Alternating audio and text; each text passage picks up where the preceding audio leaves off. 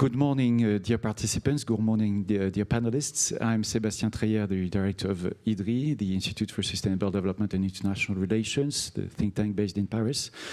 I'm very honored to have been asked to facilitate this panel on the global goal on adaptation and the questions of resilience and capacity building. I will just say a few words of introduction before presenting the eminent panelists around the table.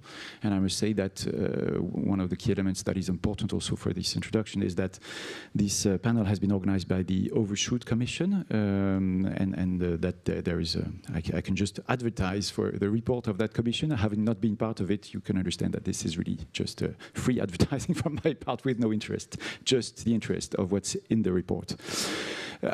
As a way, in a few minutes of introduction, the first point that I wanted to put on the table is that at least since 2009, we have been discussing what could be the global goal on adaptation that would be balancing global negotiations, because we had at that time the 2 degrees goal agreed on politically at Copenhagen, COP15. And since then, there has been a lot of emphasis on how could we have something to balance that on the adaptation side, to measure adaptation progress and the gap to the objective of being adapted.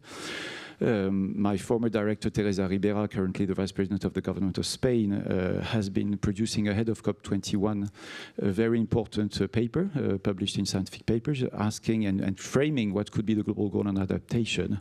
And at IDRI, we have shown a lot of technical feasibility of how metrics and that could be functioning on the technical side. I can also recall the Adaptation Metrics Scientific Conference organized by the Moroccan government ahead of the 2016 COP22. And so there has been a lot of technical work, but we are now at a crucial time ahead of COP28, because COP28 is the moment of the global stocktake. So we should be at the same time measuring how we have been progressing on adaptation, but still the global goal on adaptation framework has not been defined yet. So we need to both try and account for progresses while we are still negotiating on how we should measure progress. And so defining that framework is extremely important. What I think is interesting is that the Overshoot Commission has been proposing ways to look at adaptation that might be very useful in that conversation, where I hope we are not going to be blocked at COP28 on this definition of the global goal on adaptation. I will present rapidly the 4 panelists and then come to the 2 rounds of questions that I have prepared, that have been prepared for us. And I will try to be a good facilitator, leaving time for questions from the audience before we come to the hour. So first speaker is a commissioner from the Overshoot Commission, Madam Minister Hina Rabbani Khar. Thank you very much for being with us. Madam Minister Rabbani Khar is a former Minister of State for Economic Affairs and Minister of State for Foreign Affairs of the Islamic Republic of Pakistan. And you have been also a businesswoman, so a lot of different experiences, and a member of parliament, if I'm not. So thanks a lot for being with us. One of the points, of course, that Madam Minister will be talking about is the report of the Commission, but her experience will, of course, enable her to go beyond what has been agreed by the members of the Commission. We also have the honor to have with us His Excellency Mr. Ding Zhonglei, Vice Chairman of the Standing Committee of the National People's Congress of China. Mr. Ding, Vice President Ding, has also been formerly the Vice President of the Committee for Climate Change of the State Council of China, and is an eminent scientist from the Chinese Academy of Sciences, and has been a member of the Standing Committee of the National People's Congress since 2008, and is now the Vice Chairman of the Standing Committee since 2018. Thank you very much for being with us. We have also with us on the panel Mr. Jack Kimani, CEO of Climate Action Platform for Africa. Jack has over 20 years of corporate finance and development experience in not only Sub-Saharan Africa, but also North America and Southeast Asia. You have been, Jack, the Senior Program Director for the Clinton Health Access Initiative, but also Africa Director for the Clinton Climate Initiative. And I can just recall that Climate Action Platform for Africa that you have co-founded co-founded, is one of the eminent think tanks that have been contributing to the African Climate Summit in Nairobi recently, just as an example of what have been your recent activities. We also have the pleasure to have with us Mrs. Louise Maboulot, member of the Youth Engagement Group of the Climate Overshoot Commission. But on top of that, and beyond that, Louise Maboulot is a chef, a farmer, and an entrepreneur. You are the founder of the Cacao Project that cultivates resilient and climate-smart livelihoods, positioning farmers for sustainable successes in San Fernando in the Philippines. And you are not only a member of the Youth Engagement Group of the Commission, of the Overshoot Commission, but also a young champion of the Earth under the United Nations, and a Young Activist Summit Laureate, and many other titles. But thank you very much for being with us.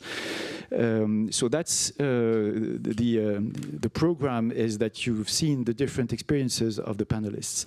I will come directly to the questions I would like to ask first to Minister Rabanichar.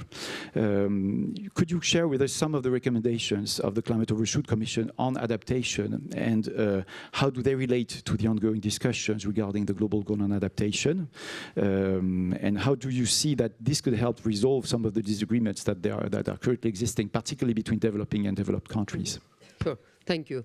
And thank you, it's really a pleasure to be here in the capital which hosted the Paris Climate Agreement, so absolutely a pleasure to be here. Now, first of all, I just want to say maybe a few seconds or maybe a minute or so on the Climate Overshoot Commission itself and its overall recommendations, and then come down to the ones on adaptation. This commission was called Reducing the Risks of Climate Overshoot. Okay, and a lot of people may not understand what climate overshoot is, but climate overshoot is basically recognizing the fact that we are in a moment where we may not be able to meet our goals of keeping it, down to 1.5 or under 2 degrees, and there will be repercussions. So once you're in that moment, as we seem to be right now, moving very fast-paced towards that moment, what will be the options and what is it that we need to do? Now, the problem with climate debate is that climate is not an issue that we should fight over, whether it's between the developed or the developing world. It affects all of us equally, so anyone not doing enough is actually harming themselves. So there are no national boundaries which are respected by the effect or impact of climate change. So it will be in our interest not to get bogged down with your position versus my position. But I think very early on in the Climate Overshoot Commission, we realized and we decided that we're not going to wear our national hats or geographical, regional hats, and we're just going to look at raw logic, raw reasoning, and decide to do what we think based on our experience, based on just normal intellect, just reason and logic.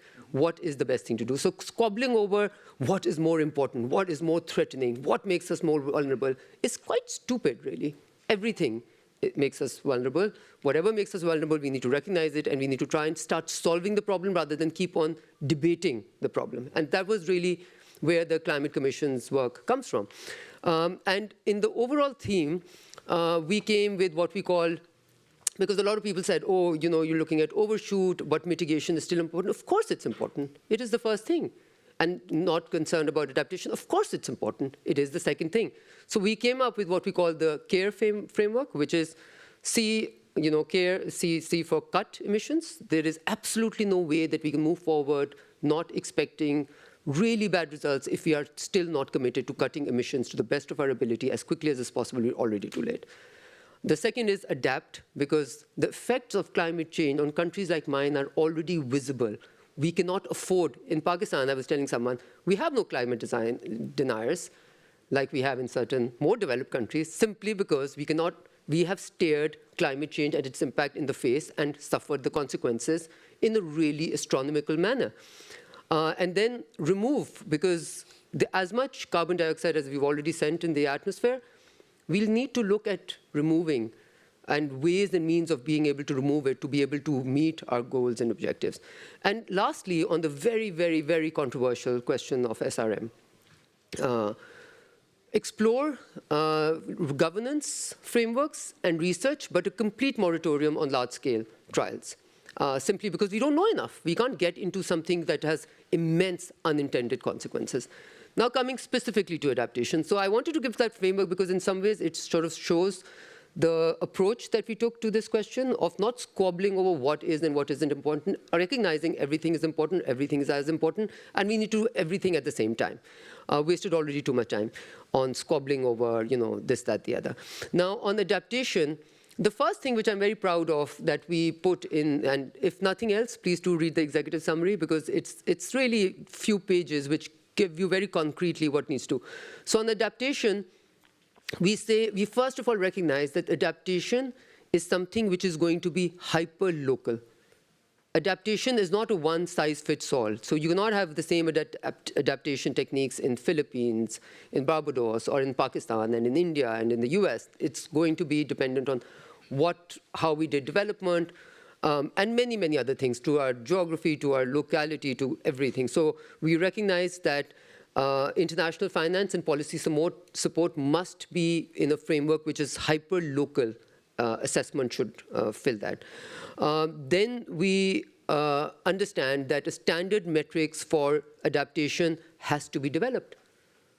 We cannot all be speaking a different language. It's like I'm speaking over here, but none of you understands English or has translation available. So if you do not have a common index, we're all speaking different languages, and we have no way to really understand what scale is what at. Then we propose that the just energy transition partnership model should be looked at. The fourth one, early warnings for all. This must not remain a luxury. Early warning can save lives. We have seen in Pakistan that forms of early warnings can save lives. Early warning system is the responsibility of the collective global order to deliver to every human being. So commitment from the UN, from other bodies, towards that. And then we are proposing to accept and address the fact that there are climate immigrants. There is climate displacement as we speak. So instead of saying, oh, maybe it's happening, maybe it's not happening, it's happening for some other reason, and maybe when it really happens, we will deal with the catastrophe, we're saying, let's prepare. Let's accept that there is displacement, there is climate immigration, and let's address it. Let's go out and support those vulnerable people. And lastly, and I think equally importantly, if not most importantly, or equally importantly, agriculture and agri-food systems have a huge role to play in developing world, all over the developing world, whether it's in Africa or in Asia or in East Asia. And we need to make sure that the resilience that is required for seeds, for other agricultural methodology to vulnerable countries is something that we are already too late for, that we don't fall further behind.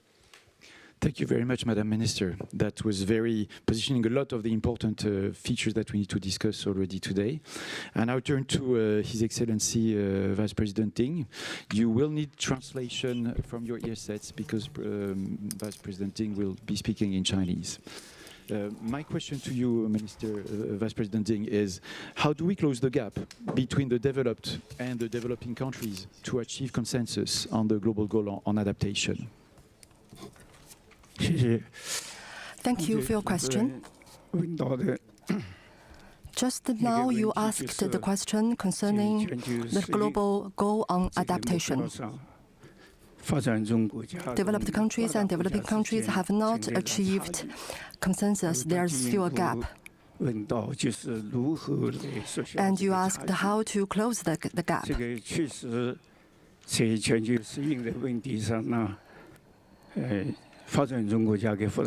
Actually, such a gap exists indeed. It is true there's a huge gap.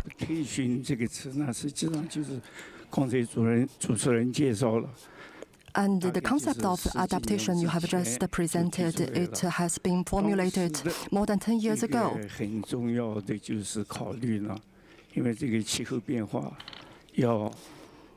At that time, the major consideration is to stop the pace of the climate change, which is not so realistic. That is why we need to build the capacity building to cope with the global climate change. So on the macro level, this is the concept. And there are two pillars to this concept. One is the financial support, The other is the research and the development and the transmission of the green technologies.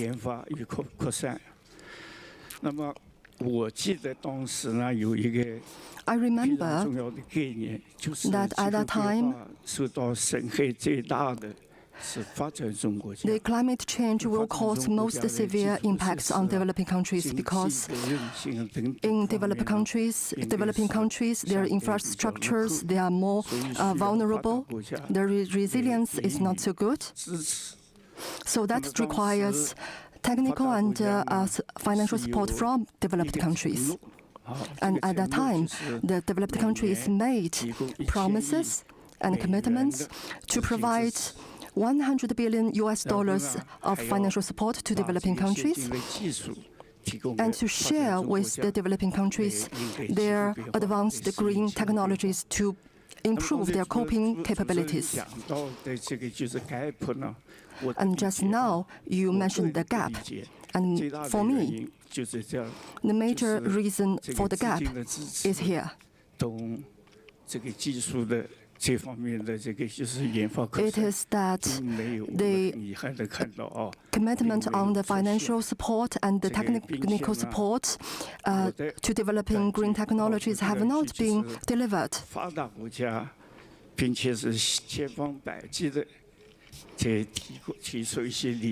And sometimes the developed countries have find the reasons, the excuses to avoid talking about this commitment and promises. So I'm very frank, I'm very honest.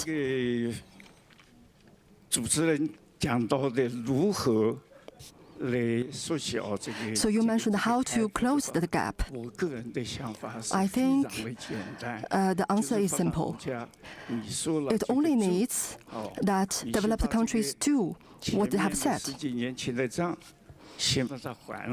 You have paid your bill that you have already made decades ago. And then we can discuss how to better support developing countries. Thank you. Thank you very much for this very clear statement, Vice President Ding.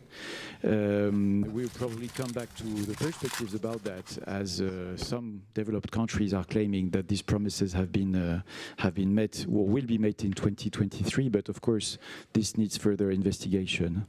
I turn to Jack Kimani. Mr. Kimani, why would you say that developing countries insist on specific and measurable targets for the global goal on adaptation? Would that be a game changer for Africa?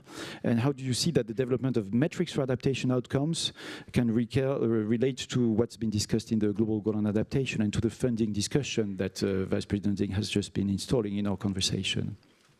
Yeah, thank you so much, Sebastian, and good morning, everyone.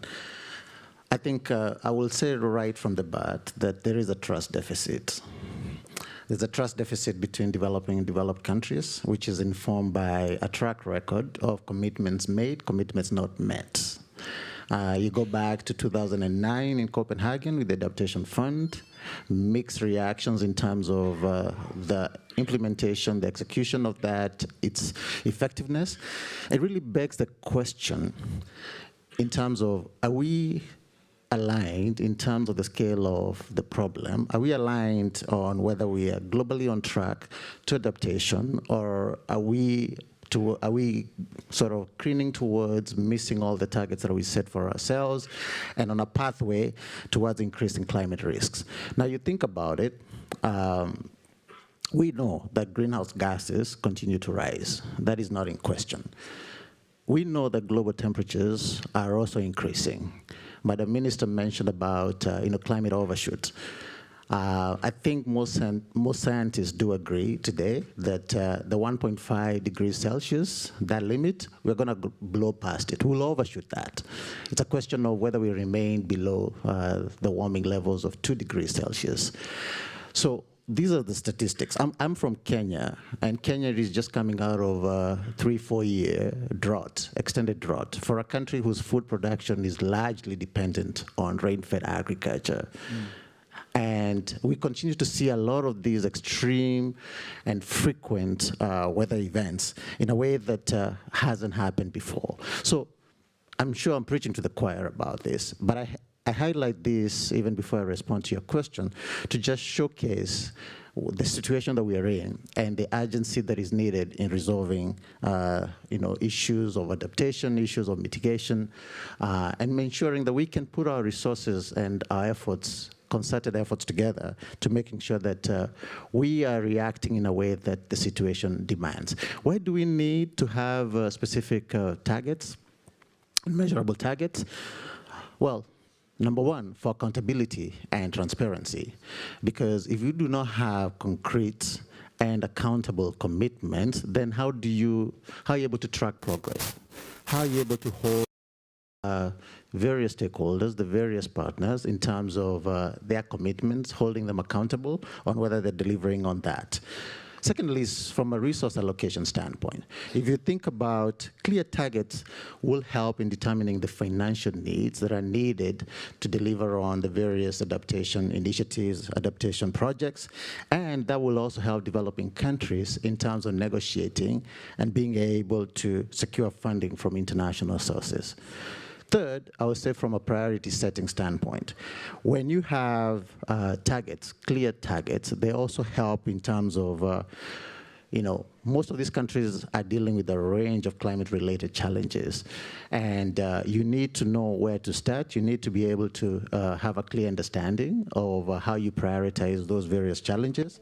And being able to have those clear targets helps with the prioritization, of adaptation needs based on severity and the impacts that you're experiencing as a country. And I totally agree.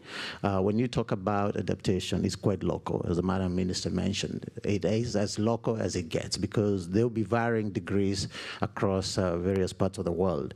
Then I would say from an effective planning and implementation standpoint, when these countries are putting together their policies, when they're thinking about what projects, what initiatives they need to be undertaking, then they can be guided by these targets in a way that they are addressing their own unique vulnerabilities and the challenges within their own countries. It's a long list, but I'll conclude by including, I think to enable us to ensure equity and fairness, essentially making sure that GGA does consider the whole concept of collective but differentiated responsibility, common but differentiated responsibilities, that those historically who have borne the greatest burden of contributing towards climate change also do take the greater responsibility in terms of what is required in supporting developing countries in adapting and in adaptation efforts and in making sure they can build their own resilience.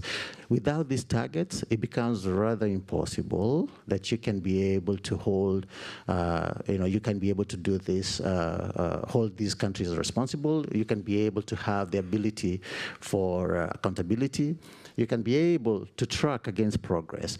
And again, informed by where we are coming from. And where we are coming from is that a lot of commitments have been made, a lot of commitments have not been met. Thank you very much, Jack. I see a lot of convergence, of course, of you first three speakers, and I don't have on at the table someone who would be speaking for developed countries, but that's an interesting conversation we can have nevertheless.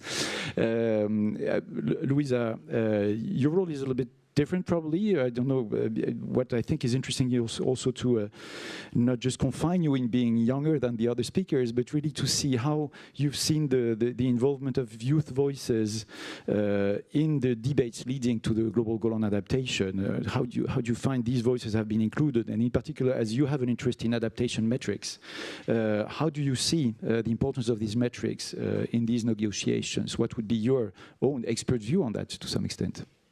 Fantastic. Thank you so much, Sebastian, for that question. Now, what's really interesting is young people have been at the lead of climate dialogues. It was said at the UN General Assemblies that young people were the first people to kind of bring up climate as a major issue that we needed to be concerned about. And the fact is, around the world, about a third of the global population is under 30, and majority of that are people under 30 years old. Now, in conversations around adaptation, it has two goals, and that is to make sure that we reduce emissions and we also protect the vulnerable. And adaptation is so obscure that we're not quite sure what it is. So why is it important to have young people in these debates? And I mean, right now, we're not seeing that many young people in higher level niche debates, such as adaptation or transitions. And why is that? Because it's really obscure, but we need young voices because we need to design solutions that young people are going to inherit, because these things are going to come 10, 20, 30 years down the line. We're designing a framework that doesn't quite fully exist or materialize yet. But young people like me are going to live with the consequences of the global goal and adaptation, of the climate crisis, of all of these high-level debates that we're having. So these solutions need to be designed for youth, with youth, and by youth. Because, of course, adaptation is also designing a world where we live with the climate crisis. 1.5 is the ideal. People are saying we're not even going to hit that. And we're already going to experience climate impacts, whether we like it or not. If we, say, phase out fossil fuels or stop emitting, we're still going to experience nature impacts. And with many young people living in vulnerable regions, it's critical that we have their perspectives and their voices if they're going to live with that reality. And it's kind of that voice of urgency that you mentioned. That's what we bring to the table. We can't really afford to be pessimistic. You asked me earlier if I'm optimistic or pessimistic, and I said I'm optimistic. And you asked why. I said because I'm young, and also because we don't have a choice. We're living with this reality. But on the point of metrics, I think Jack had mentioned quite a lot of that earlier.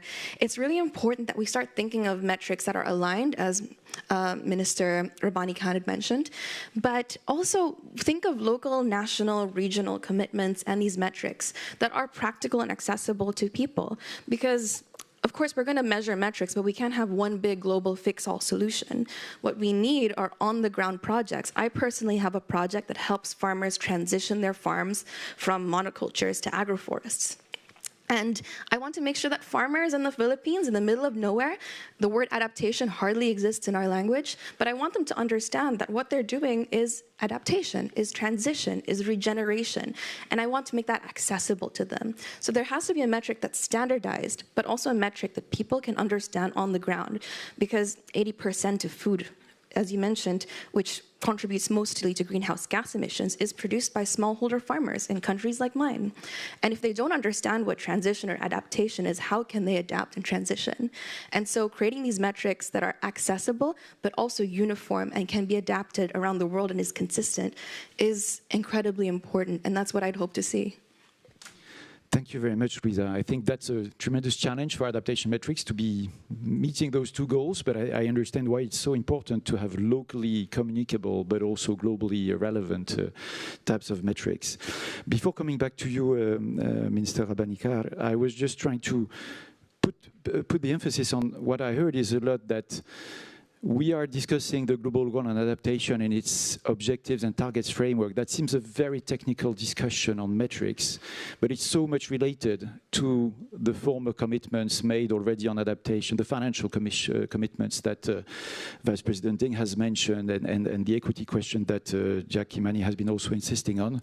So I think there is behind this technical definition of the objectives, targets, and metrics a lot of the political discussion. And maybe I can just put into our discussion the fact that some years ago, some developing countries were fearing that if we measure gaps to being adapted, that could be used by credit rating agencies to downgrade their notation, that would even increase their problems in accessing finance. Today, we see that it seems the reverse side, that developed countries fear that if we know the gap to adaptation, it would be too clear where we need to put more finance or more technological transfer. So this is both a very technical and a very political conversation. How do you see, from what you have been putting on the table as what needs to be made on adaptation with the report of the Commission, how do you see the usefulness of that conversation on metrics and indicators?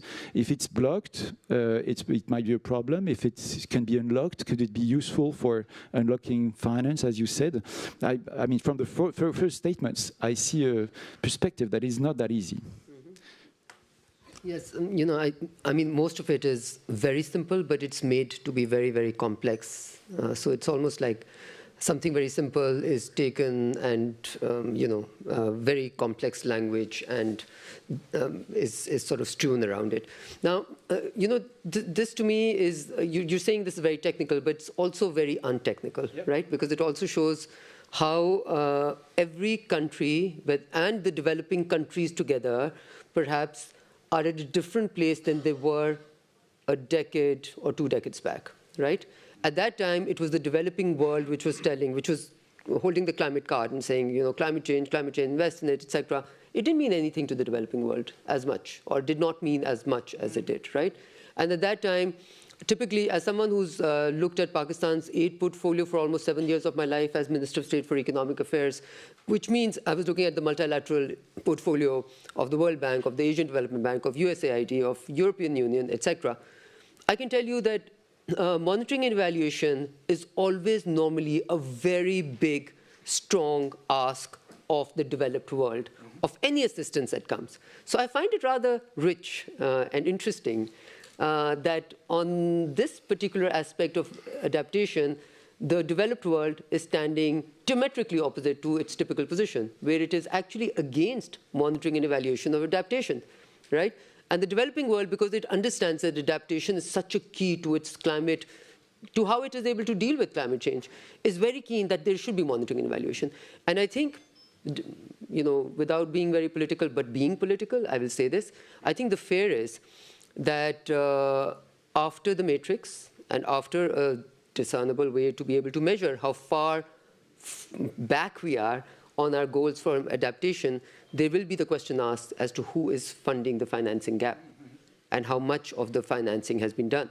Nobody wants to answer that question. So I think, you know, we need to call a spade a spade. So if the financing is not available, if the developed world is really in a position where it is really has too much responsibility in war, in fueling, or not fueling, but in financing different military interventions or whatever you may want to call them, then it is fair to say that it's a responsibility that cannot be taken. Then where do we have to look? We have to look towards the Bretton Woods Institution. The Bretton Woods Institution, to be honest, in the last 2 decades or so have really fallen apart in being able to deliver to the challenges that the world projects. So yes, on adaptation, if we keep on looking at it as where is the gap going to be financed from, I don't think we're going to reach a solution. So we go back to local adaptation, perhaps more local solutions than anything else, and people start looking towards themselves for solutions rather than looking towards others, because otherwise this will remain a diplomatic problem. And I just want to end by saying that we do know that the Paris Agreement, Article 7.1, talked about global goal and adaptation, but the framework was left to be decided. And as we speak, we'll be going into COP28, where we hope 2 important things from the developing world's point of view are crucial. 2 important things are crucial is wrong English, but 2 things are crucial over there. One is whether we will be able to reach a framework on adaptation, however realistic it is, whether a framework can be reached. And I think we will be making a massive error if we squabble around it and do not achieve that. The other, perhaps even more important or equally important, is the question of loss and damage fund. And I want to put it over here because it may not be adaptation per se, but loss and damage fund is something that countries or people or any group within a region, when they go through an immediate crisis, an immediate climate event such as what Pakistan went through, the floods of 2022, where 1/3 of our country was underwater, inundated, 33 million people affected. When that happens, do you have the time to go and start looking for funds here, there, and everywhere? There is no global fund that exists to be able to cater to the immediate needs of those people.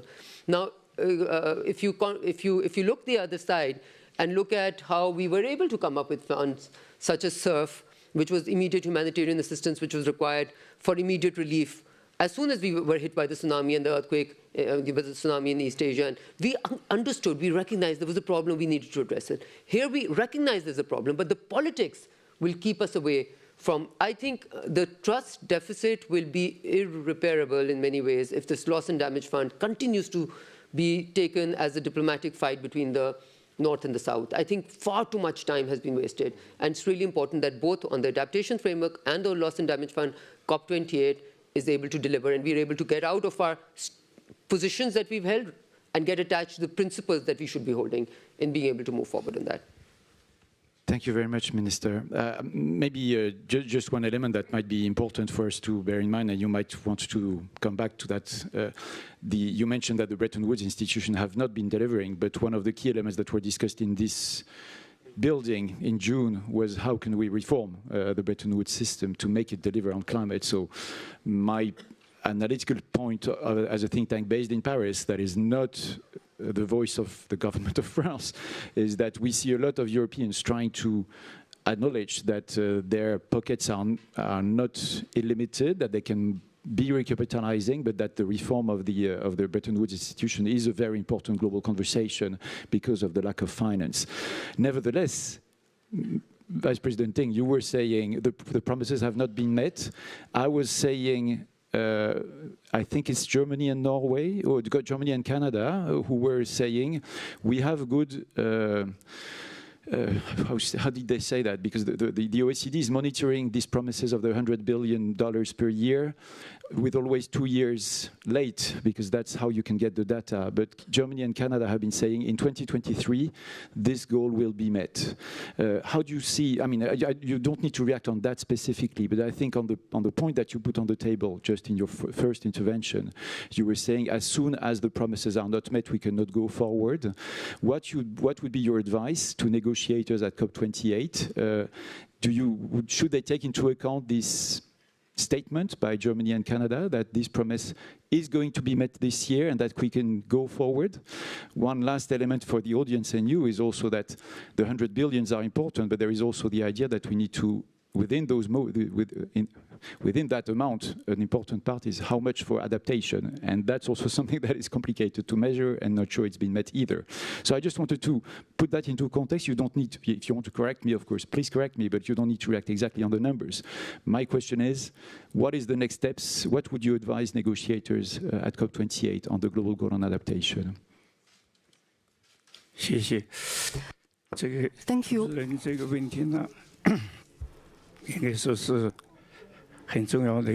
You have just mentioned a very important question.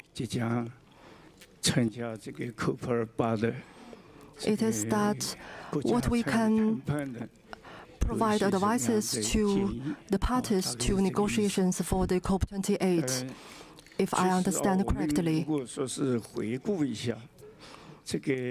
If we take a review, the process of the negotiations on global climate change, we have negotiated for about 27, 28 rounds.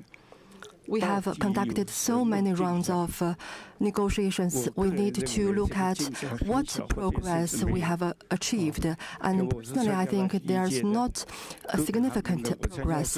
I attended the Copenhagen negotiations. And during that round of negotiation, we made ambitious objectives. And we asked every country to reduce emissions. And this is obviously not so realistic for many developing countries. So I understand that I don't agree with the proposal of the Copenhagen to ask every country to reduce emissions. And then we have the negotiation on the COP15 Paris Agreement.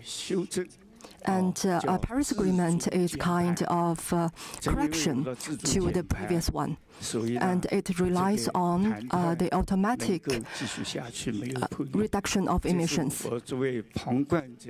But negotiations are not going on very well.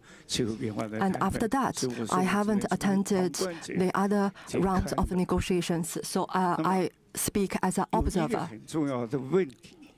One important question is that why we don't achieve much progress.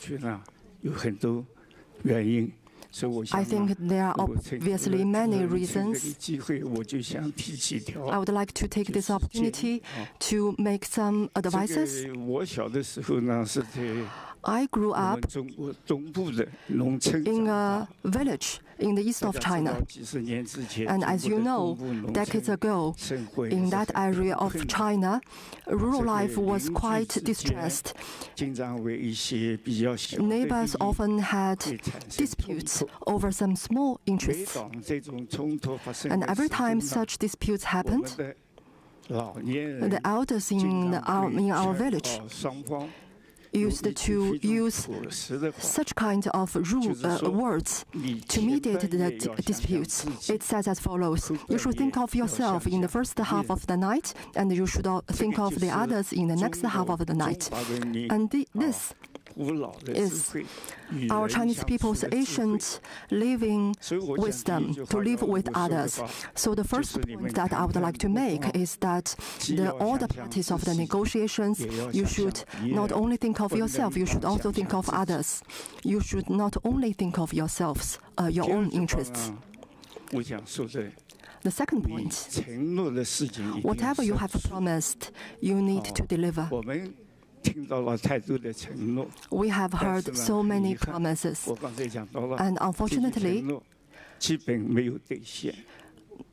almost none of these commitments have been met. And we bring up a lot of new topics and to avoid the mentioning of our previous commitments, and this is very sad. And more severe is that one government signs an agreement to participate in the climate change, and the succeeding government is saying that the climate change is a lie of the Chinese people, invented by the Chinese people, and they will tear up the agreement. So in such a situation, how can we participate in the negotiation? Third point is that you don't use global climate change negotiations as the arena for geopolitical wrestling and to achieve geopolitical interests, but you should treat it as a platform for cooperation. Last point, which is most important, is that we cannot backtrack from the principles of the common but differentiated responsibilities, because this is the starting point for negotiation, and it is also the bedrock. Thank you so much. Thank you very much, Vice President Ding. This is very clear, and the message has been taken. And I really believe in the end we will need to see how to navigate this issue of have the promises been met enough to progress or not, particularly on the 100 billions. And I believe it's going to be difficult because the indications are only indications and not pure evidence. Jack, you mentioned a lot the usefulness of metrics for accessing finance to some extent. That's also what you do on renewables, trying to look at the climate action on the mitigation side, not as a problem, but as an opportunity. So if we think of this issue of what can the metrics define in the global goal on adaptation, how can that help for adaptation locally that has been said to be so important? What are, in your vision, the priority targets, or what would you advocate in that framework to be put in stone, or at least agreed upon, if that is to help adaptation efforts on the ground?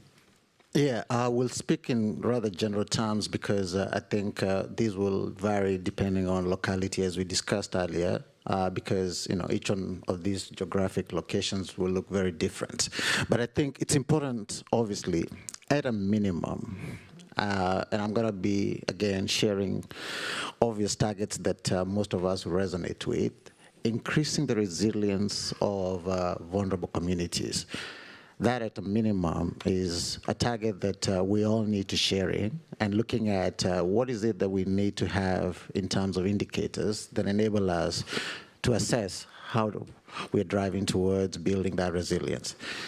Secondly, strengthening, and it's something obviously the Commission is doing, the Overshoot Commission is doing, strengthening and expanding early warning systems. Now, as you do this, it has to be able to provide early, accurate, and timely information for communities so that they can be able to take the proactive steps that they need to be able to prevent some of these climate vulnerabilities. Now, thinking about agricultural systems, because we're talking about communities that are largely dependent on rain-fed agriculture. So thinking about climate-smart interventions that will enable that you can cushion these communities from the changing climate within their biophysical areas, looking at food security and how that can be food security concerns that can be addressed by enabling that you're building the resilience of the agricultural systems to withstand these impacts. Also thinking around the integration of climate resilience into the design and construction of infrastructure. Ensuring that, yes, we're no longer where we used to be, and a lot of these countries are still building their own infrastructure. How is that developed? How is that rolled out with understanding that, there is changes that we need to account for so that their design can be able to withstand when those changes do happen. When you talk about adaptation, I think all of us will resonate with the need to strengthen health systems, because obviously health systems have been obviously exposed to these vulnerabilities, and if health systems are unable to withstand the impacts of climate change, then our public health systems then stand to crumble in a way that they cannot be able to meet the need of the day. And this is in countries where the health systems still have a long way to go. So they have a long way to go, but then they're exposed to these additional concerns that make it even more less capable of being able to meet the needs of those communities. Now, a lot of communities are largely dependent on biodiversity, natural resources within their own areas, because most of these communities are smallholder farmers. In Africa, 60% of the population, by some estimates, are smallholder farmers. And so these ecosystems, these biodiversity and ecosystems that are largely the source of their livelihoods, they provide essential services for these communities in a way that if they're exposed, again, it becomes quite catastrophic for these communities. Now, I mean, obviously, I think we all talk about financial resources, how we can be able to increase financial resources and support for adaptation initiatives, including the establishment of insurance mechanisms. I think that's a critical part of this to help vulnerable communities in coping and recovering from climate impacts. Last but not least is thinking around international cooperation, something that the Vice President talked about. How do we enhance and strengthen international cooperation and partnerships for adaptation, including technology transfer, capacity building, those aspects that the developed countries can enable to hasten and fast track the adaptive capacity of these countries.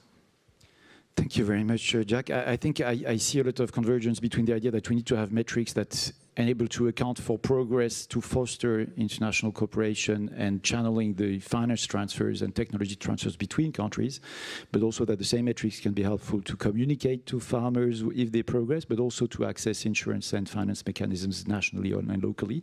That seems a lot of a lot of requirements for these metrics, but I just can say that in the academic literature, you have lots of technical proposal. I was saying, Minister, that this is a technical question, saying there are technical offers on the table, so the conversation between countries can pick the technical work that has been done, and then there is a political discussion to be had. So on the different risks that you mentioned, Jack, on food insecurity, on coastal erosion, you have different types of metrics per types of risk or types of issues that can be really developed. So I think that's, I hope that the negotiators will take stock of these technical proposals to try and answer the requirements that you are putting on the table. To some extent, I would nearly ask the same question to you, Louisa. How do you see that the global goal on adaptations framework and metrics could help close the gap in terms of adaptation needs that you've been saying before? You've said you're optimistic by nature because you're young, but I hope you'll stay as optimistic all your life.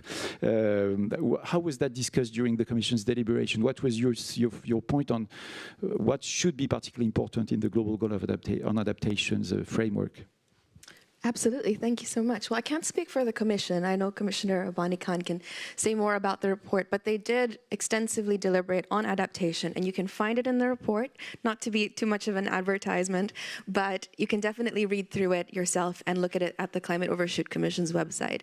And it was extensively discussed, but why is it important? Why is the GGA important to close this adaptation gap? Now, the United Nations Environment Programme recently released an adaptations gap report, and it was incredibly pessimistic. In fact, it was titled Underprepared, underfinanced. They found that we had a gap of close to $200 to $360 billion worth of money just to close this adaptation gap that we need. But how do we even begin to allocate finance to that? And that's where we need this framework for the global goal in adaptation. Something that I always like to say is that, you know, it comes in three parts. We need the planning, the financing, and then the implementation. So the GGA is essentially the planning stage. How can we all come to consensus over what adaptation even means for the global south and the global north, for the region, for national levels, and for even local levels? And then how do we start to kind of understand where to move forward? And then from there, we can unlock financing, which you mentioned we had those discussions in, I think, June or July of this year at the the Finance Pact. And then from there, implementation. How do we make it accessible and bring it down to a grassroots level? So someone like me in the Philippines can start adapting on our farms, or helping farmers access that, or even helping governments bring that over to where they are and applying it in a way that's practical to them. But beyond that, we also needed to have a first decisive and informed step forward to boost political will. Because, of course, we are not going to have the perfect solution or the perfect framework, but we need to have a framework or even a document or a first step forward that we can correct over the time that we're going to do this. And if it doesn't exist, then we can't do it. There's no way forward. But more importantly, the GGA would also tell us that adaptation is good business sense. It creates and generates good returns. If we invest in adaptation and even in restoration, there are advantages for all of us, for our countries, for our economies, our communities, and for development. Some researchers show that every dollar invested in restoration creates $30 worth of economic benefits, whether that's green jobs, better GDP, better air quality, or even climate protection. And even in agriculture, just about $16 billion invested in good agriculture and good food and land use can prevent 78 million people from adverse effects of climate change. And in food systems, especially where I work in, this is critical because you can't phase out food, right? Unlike fossil fuels, we all need to eat every single day. But the fact is, if we adapt food systems, it can generate more benefits directly to farmers, to communities, and to development in general. And this has direct impacts that you can immediately see. It's the easiest way to transition beyond fossil fuels, and it's the one that we can immediately access if we just put the right funding and also transition existing fundings and subsidies that are already in place into good practices around adaptation. And the Global Goal and Adaptation Framework will help us measure that and understand it better. Thank you very much, Risa. I think thanks to the four of you, we have now a good understanding of all the challenges, but also the solutions that could come with that definition of the Global Goal Adaptation Framework. We have 7 minutes left for some questions from the audience. I think I can take 2 or 3 of them. I struggle a bit seeing who would... yes, I see at least one hand here, please. We will try to take several questions in a row, and I see another question over there. I'm sorry if I don't see you. It's complicated with the spotlights.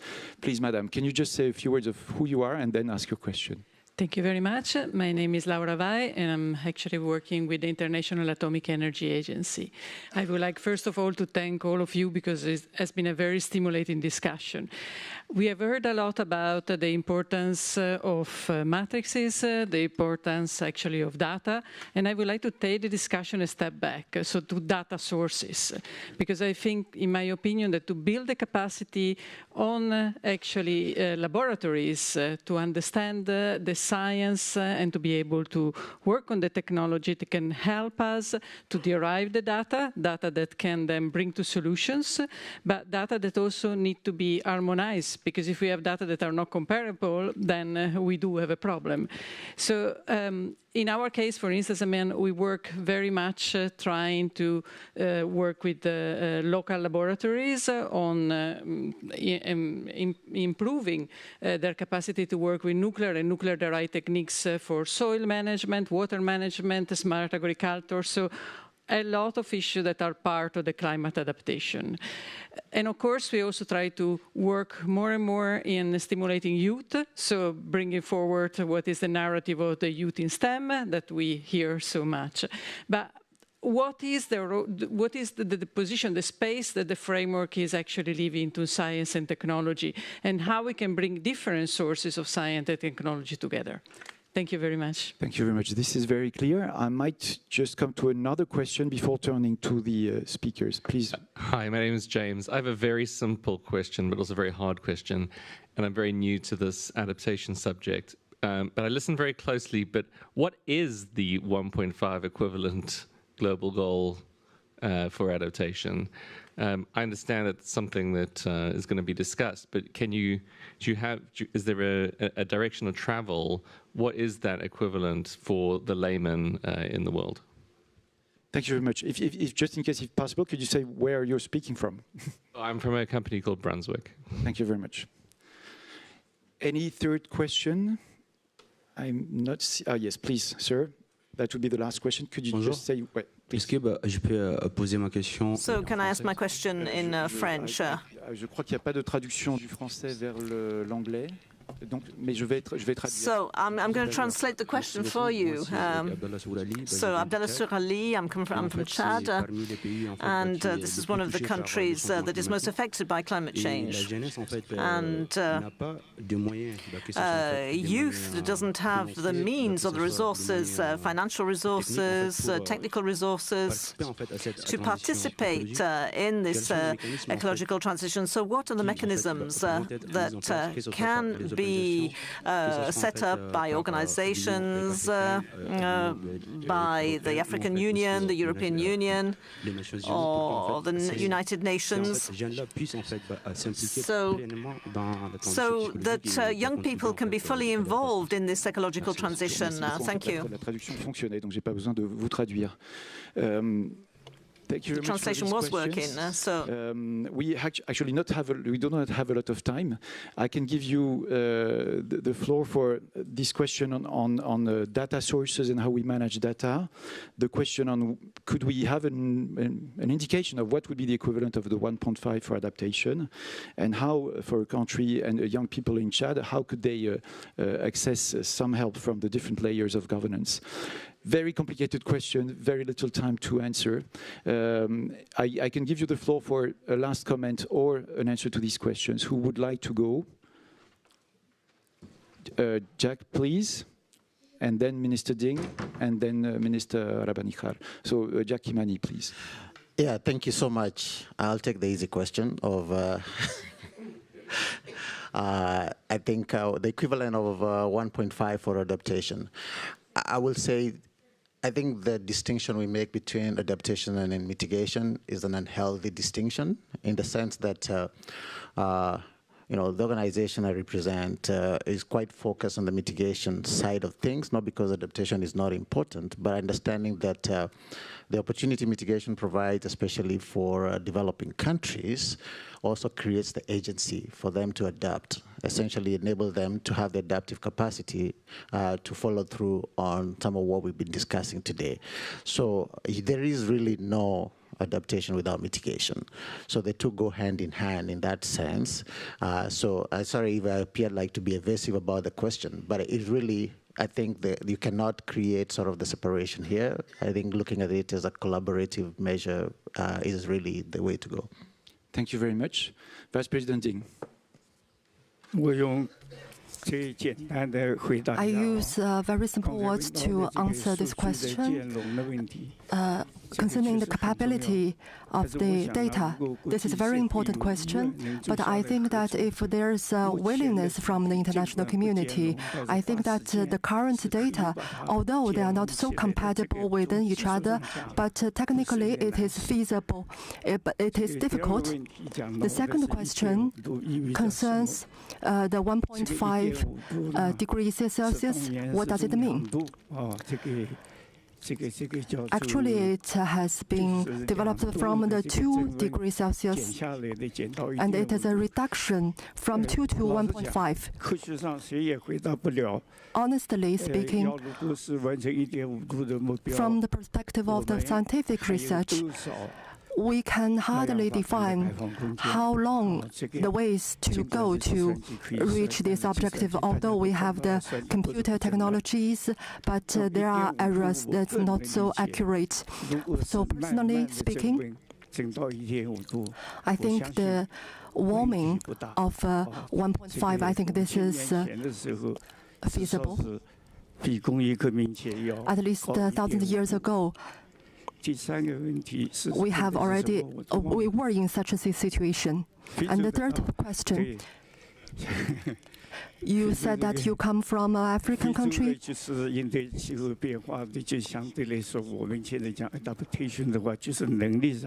I think this is the region where you have the most difficulties and challenges in to build capacity building for the adaptation. So I think the international community needs more assistance to African region. Thank you. Minister just a few words just out of time. Your side, I think I've said enough. I mean, just on the harmonization of data, I think these are all it's a pathway. As we go forward, we will keep on harmonizing the data and all of this. But I don't think much of this should be used as an excuse to say, because we do not have harmonized data, therefore we cannot do this. This is just going to be part of the journey. On the question of what is the 1.5 equivalent, I will be a little bit provocative and say there is no 1.5 equivalent because adaptation is highly, highly local. So adaptation is commitment to adaptation, but there's no one way to look at, we are talking about a matrix, but that the adaptation itself in every country is going to be of a very different complexion based on its geography, based on its history, based on whatever it's gone through. Yeah. Thank you very much. We need to close here, and I'm sorry if the questions were very complicated and not easy to answer in such a short time frame, but the panelists did a wonderful job. Louisa, sorry that I could not come back to you. One last thing that I want to say is that I'm happy that this panel has put a focus on this seemingly technical discussion of the metrics of the global goal on adaptation, because you made us understand how important politically this discussion was also. And so that's something that we will watch. Hope for the best for COP28 and for after that. Thank you very much, and a big applause for the panelists.